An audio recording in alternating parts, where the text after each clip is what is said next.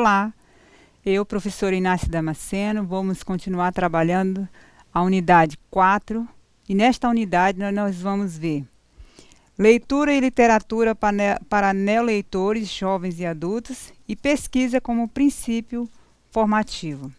O que vamos estudar nessa unidade? Nesta unidade, nós vamos trabalhar os textos literários utilizados na alfabetização de adultos, os textos não literários utilizados na alfabetização de jovens e adultos, ambientes propícios e bons momentos de leitura, relato de experiência de projeto de pesquisa realizado na EJA, temas aplicados na pesquisa por alunos da EJA, espaços e instrumentos de apresentação de resultado de pesquisa. Por que é importante nós trabalharmos esse tema? É justamente porque nós estamos trabalhando com jovens e adultos e selecionando alguns recursos apropriados para melhorar o processo de leitura e aprendizagem dos adultos. A partir desse momento, nós vamos tentar conhecer um pouco mais sobre as leituras indicadas para jovens e adultos e a literatura também. A partir disso, também nós vamos trabalhar com um conceito, o conceito do neoleitor. Quem é esse neoleitor? O que significa este grupo dentro de um contexto de alfabetizandos ou pós-alfabetizandos? Nós queremos aqui considerar pós-alfabetizandos qualquer pessoa, em qualquer idade, em qualquer etapa de ensino, que não seja um ensino superior. Uma verdade em que, em determinados momentos da nossa vida, nós aprendemos sempre. E essa literatura que nós vamos conhecer hoje, nós vamos conversar e refletir sobre ela um pouco, é justamente para falar desse aluno que entra na escola tardiamente e que vem buscar meios e instrumentos para aprender a ler cada dia e cada vez mais. Então, quais são os objetivos? Diferenciar um texto literário e um não literário, identificando as principais obras e fontes de leitura significativas adequadas para a EJA. Reconhecer um projeto aplicado e direcionado para a EJA. Identificar os principais temas abordados nos trabalhos de pesquisa do aluno da EJA e apontar os espaços de apresentação dos resultados de uma pesquisa. Por que é importante trabalharmos esses objetivos? Porque a partir desses objetivos nós podemos pensar, todas as leituras são importantes para os alunos adultos? Até podem ser. Mas, na verdade, nós precisamos selecionar aquilo que é essencial, devido ao tempo que este aluno tem para fazer essa leitura. A adequação do espaço também é importante.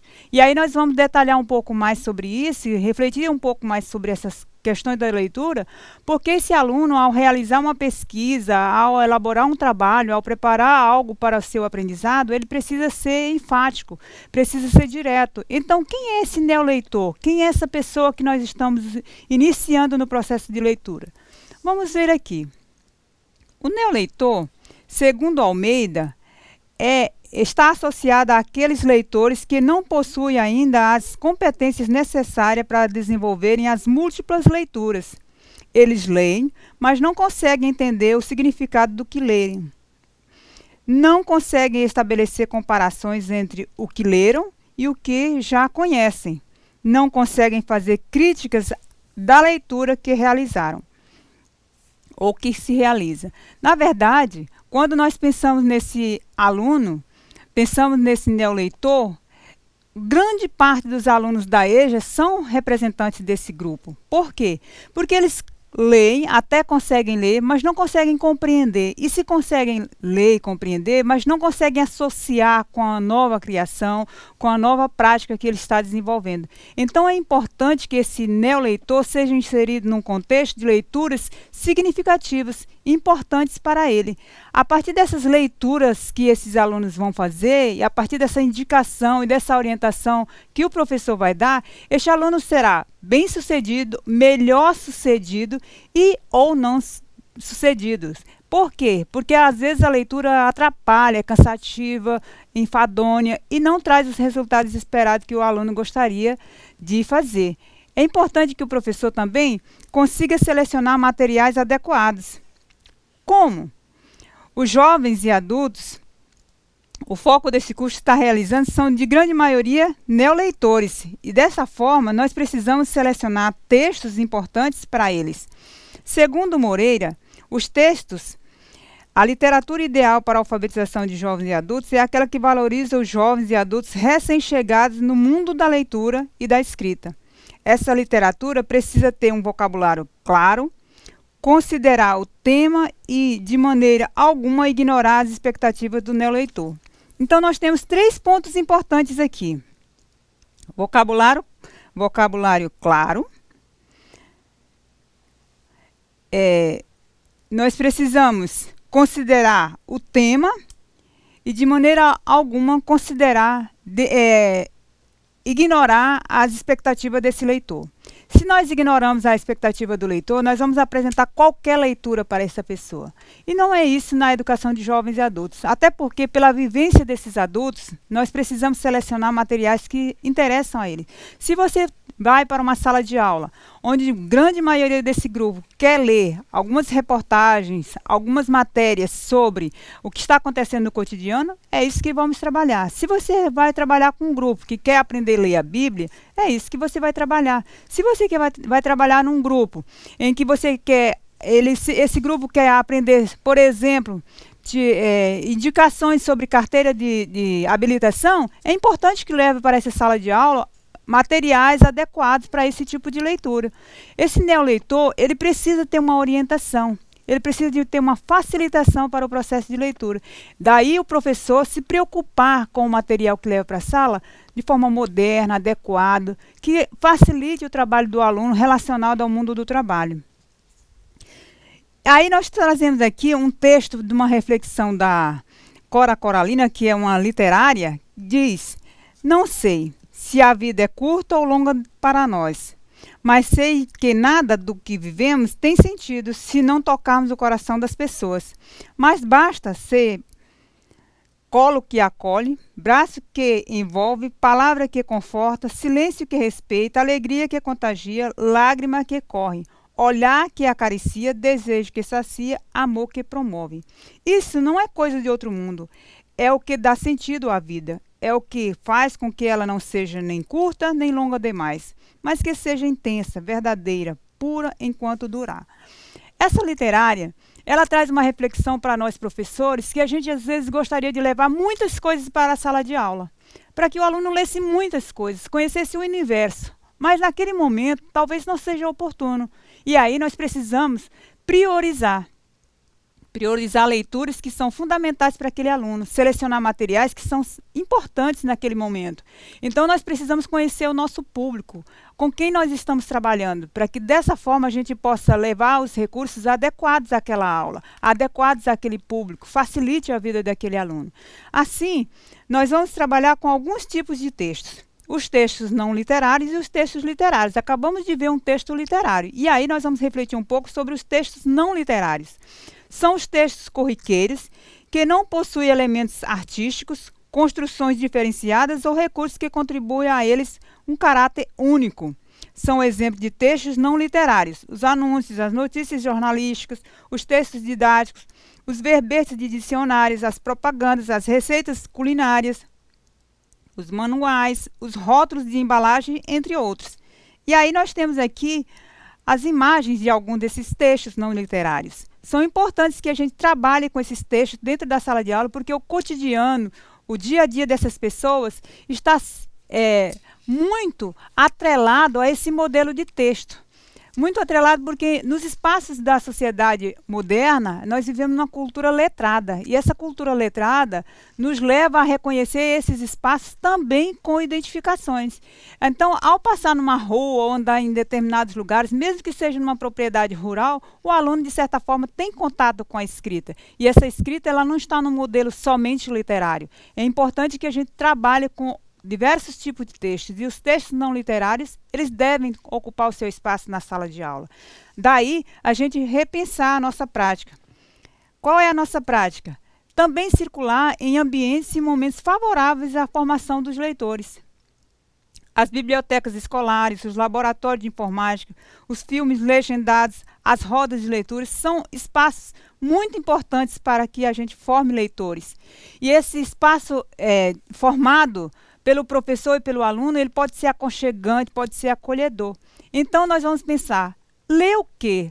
Quando? De que forma? Nós vamos chegar a um próximo passo. E esse próximo passo é pensar, eu gostaria de ler, então vamos ler a diversidade. E aí nós temos aqui alguns trechos de leituras que podem ser importantes para o aluno. O guardador de rebanhos. E esse guardador diz, eu nunca guardei rebanhos, mas é como se guardasse. Minha alma é como um pastor. Conhece o vento e o sol e anda pela mão das estações. Então, assim, nós precisamos pensar qual é a leitura que nós vamos levar para o espaço da sala de aula. De que forma nós vamos levar essa leitura para o espaço de sala de aula? E nós trazemos uma reflexão aqui para todos os professores, que é repensar o que levar o aluno a ler. De que forma levar esse aluno a gostar de leitura? E aqui a gente traz um apontamento que é: ler é o melhor remédio. Ler jornal, outdoor, letreiros de estação de trem, de espaço de preços de supermercados. Ler alguém. Ler é um bom remédio. Leia etiquetas, histórias, leia bulas, leia páginas do passado. Então, essa poesia de um autor desconhecido trata exatamente da gente levar o aluno a ler o que gosta, de que forma ele gosta, de que forma ele está ali preparado para a leitura. Então, ler a vida significa você ler o que está presente, o que está disponível para você. Ler é uma oportunidade que a gente tem de apreciar aquilo que outro escreveu para a gente. Porque, na verdade, nós, quando escrevemos alguma coisa, provavelmente não escrevemos para nós, escrevemos para registrar e deixar para alguém. Então, a gente tem que incentivar os alunos a gostar da leitura, facilitar, tornar a leitura algo saudável, gostoso, prazeroso. Muitas vezes os alunos não gostam porque não têm prazer na leitura. E aí nós vamos a um ponto seguinte, que é a pesquisa como princípio formativo. Esse princípio da leitura e associado à pesquisa, a gente encontra aqui alguns pontos fundamentais. Quais são? Realizar a pesquisa. De que forma? Temas que deverão ser aplicados e os espaços e instrumentos que deverão ser apresentados no resultado da pesquisa. Apesar de tudo que você já fez, que você já conseguiu, tudo, você precisa fazer uma pesquisa para ser apresentada. Daí ela precisa ter um relatório. Esse relatório é fundamental que o professor se preocupe, os passos que esse material segue, de que forma eles vão ser apresentados. Então, nós temos aqui algumas etapas da pesquisa. Identificação de um problema, em seguida o levantamento de hipóteses, a coleta de dados, o tratamento dado aos estudos teóricos e práticos da pesquisa, a construção do relatório como resultado da pesquisa e a apresentação ou exposição dos resultados da pesquisa. Quando nós falamos dessa identificação do problema, é porque não basta passar uma pesquisa para o aluno. É importante que esse aluno saiba por que vai realizar aquela pesquisa. Se nós estamos querendo saber sobre um problema que afeta a turma, ou que afeta o grupo, ou que é de curiosidade do grupo, é importante saber sobre esse tema, qual é a problemática do tema. Além dessa problemática, quais os passos que nós vamos ter para adotar ali no critério de seleção dessas escolhas de hipóteses que já temos como resolução daquele problema. E aí nós temos que construir, com base em alguma teoria, os resultados. Esses resultados serão apresentados num relatório e a pesquisa terá sua conclusão fundamentada. Essa conclusão fundamentada faz com que a gente reconheça que aquele material não está saindo exclusivamente da cabeça de alguém, mas tem uma base científica para isso. Daí, nós queremos apresentar para vocês, de forma bem breve, um exemplo de pesquisa. Esse projeto chamado Manifestando Saberes, realizado com alunos do curso de Pedagogia e alunos da Educação de Jovens e Adultos. Seguindo todos os passos, nós tivemos a apresentação, o que foi esse projeto, porque o objetivo desse projeto era envolver alunos da EJA, primeiro segmento da alfabetização. Objetivos específicos era reconhecer o conhecimento desses alunos durante a sua vivência, a justificativa do projeto, a metodologia, a estratégia de divulgação, os recursos e orçamento, cronograma e atividade e a contrapartida. O que esse projeto realmente traria para esses alunos? Essa contrapartida que era social e principalmente de satisfação para os alunos. E aí nós tivemos uma referência bibliográfica. Eu quero só, de forma bem rápida, apresentar para vocês como esse projeto aconteceu. Ele aconteceu em escolas públicas, com alunos que já sabiam ler e com alunos que não sabiam ler também, mas eles tiveram, assim, a princípio, o envolvimento dos alunos. O que os alunos gostariam de apresentar nesse projeto? Eles gostariam de apresentar história da sua vida. E aí nós fomos desenvolver algo que não tivesse relação diretamente só com a história de vida. Por essa razão, nós compartilhamos aqui quais foram as ideias que se apresentaram nesse projeto. E aí vocês têm um material que está indicado detalhadamente como esse projeto foi desenvolvido, e vocês poderão ler e segui-lo como sugestão de subsídio para a orientação da pesquisa e aprendizagem dos alunos da EJA. Veja só. Aqui na metodologia nós utilizamos o álbum de minha vida. O aluno constrói exatamente aquilo que relaciona a ele. Mitos da minha infância, minhas receitas preferidas, uma viagem muito especial e o nosso sarau, que foi um ponto culminante do material. Quando a gente fala de uma viagem muito especial, nós estamos tratando de um conhecimento novo, porque aquele aluno não vai tratar só daquilo que fez, mas exatamente daquilo que ele ainda tem probabilidade de fazer. Então, esses pontos de uma pesquisa fez com que o aluno trabalhasse com a história de vida dele, mas também com a perspectiva de um novo conhecimento, de uma nova construção. E é isso que os projetos de pesquisa nos traz. E aí eu quero, só para finalizar, ler uma reflexão do Paulo Freire. Nesta unidade que nós tratamos de leituras e práticas de leitura e de pesquisa, nós precisamos acreditar nas pessoas, acreditar no seu fazer, na sua liberdade e, por que não, acreditar num novo homem. Como diz Paulo Freire, a luta pelo direito de ser humano, pelo trabalho livre, pela afirmação dos homens como pessoas, só é possível porque a desumanização não é um destino dado, mas o resultado de uma ordem injusta que gera a violência dos opressores. Por essa razão, é que nós acreditamos nos alunos da educação de jovens e adultos. Nós acreditamos na possibilidade daqueles que não estão lendo hoje, ler amanhã, porque esta forma de aprender, ela é contínua, ela é necessária, e nós não podemos dar como analfabetos pleno a vida inteira. A crença de que somos capazes de aprender tem que ser principalmente do professor, porque aí ele vai facilitar a aprendizagem dos alunos. Que nós possamos ajudar os alunos a serem bons leitores e superar essa dificuldade de leitura e escrita que eles possuem até então. Muito obrigada e sucesso na jornada.